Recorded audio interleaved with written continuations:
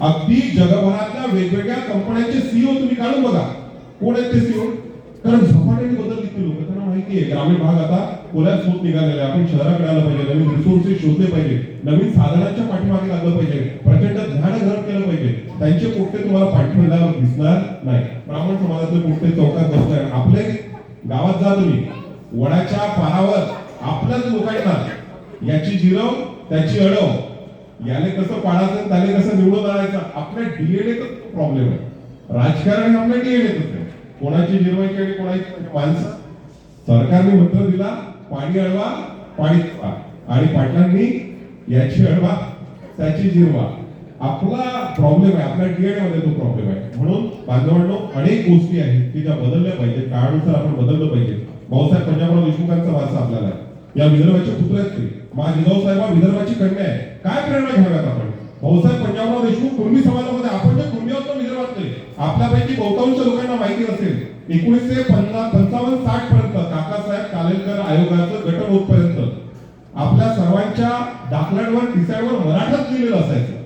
भाऊसाहेब पंजाबराव देशमुख, वीर उत्तमराव मोहिते यांची देणगी आपल्यावरती की गावागावामध्ये फिरून विदर्भातल्या लोकांना सांगितलं की तुमचे दस्तऐवज कुणबी नावाने नोंदवा. त्या पश्चिम महाराष्ट्रातल्या लोकांनी ऐकलं नाही, म्हणून मनोज जारंगे पाटलांना आता आंदोलन करावं लागतं. पण भाऊसाहेब पंजाबराव देशमुखांना माहित होतं कालेलकर आयोगामध्ये आपल्याला आर्टिकल 320 अंतर्गत जे रिझर्वेशन मिळत आहे ते फक्त कुणब्यांना मिळणार आहे, आणि म्हणून तुमच्या नोंदणी कुणबी नावाने करा. भाऊसाहेबांनी सांगितलं. किती प्रतिकूल परिस्थितीमध्ये आम्ही भाऊसाहेबांचं जीवनचरित्र पोरांना सांगितलं पाहिजे. भाऊसाहेब अमरावती जिल्ह्यामध्ये पापड नावाच्या गावाला जन्माला. आपल्या कुणबी समाजाचं भूषण आहे.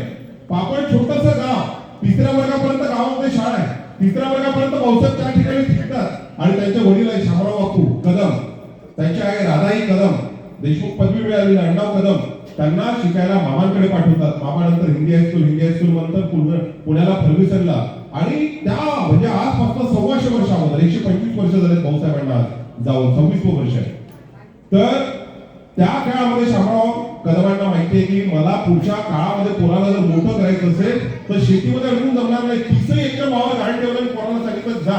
डॉक्टर बाबासाहेब आंबेडकर जसे बॅरिस्टर होण्याकरता, डीफिल होण्याकरता, डॉक्टर होण्याकरता ऑक्सफर्डला गेले, आपल्या पोराला ऑक्सफर्डला पाठवलं. 1920 साली, आजपासून 100 वर्ष अगोदर अख्खं वावर गाडी ठेवायला पोराचा जो स्पार्क बघितला होता, पोराला सांगितलं होतं कोणी मदतीला येणार नाही. नासूक कीर्तनाच्या रंगी ज्ञान दीप लावून जावे, ज्ञानाचे दीप प्रज्वलित झाले पाहिजे.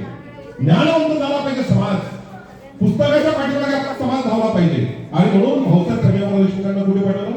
ऑक्सफर्डला पाठवलं, त्यानंतर स्टॅनफोर्डला पाठवलं, त्यानंतर म्हणजे वेगवेगळ्या विद्यापीठांमध्ये एमए इन संस्कृत केलं, बारट लॉ केलं, डॉक्टर इन फिलॉसॉफी केली, आणि त्यानंतर भारतामध्ये आले आणि भारतामध्ये येऊन तमाम कुटुंबांचं प्रबोधन करण्याचं काम केलं.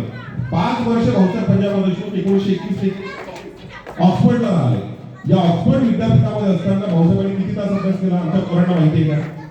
18 ते 20 तास भाऊसाहेब अगदी खाली कुणाला फोडे येतपर्यंत भाऊसाहेब